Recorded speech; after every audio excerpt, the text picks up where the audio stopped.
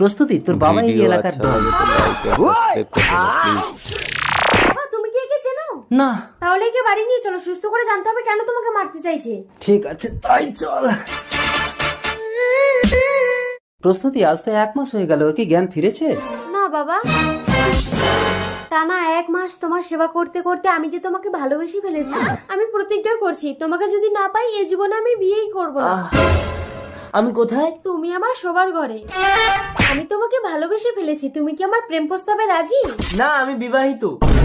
তোমার বাবা আমার বউকে তুলে এনে আটকে রেখেছে। আমি খুঁজে দেবো তোমার বউকে। চলো আমার বাবার পুরানো গোডাউনে গিয়ে দেখি। চলো। চলো। তুমি আমার গোডাউন থেকে চলে যাও মৌলি। আমার স্বামী আমাকে ভীষণ ভালোবাসতো, তবুও আমি তোমার সাথে পালিয়ে এসেছি।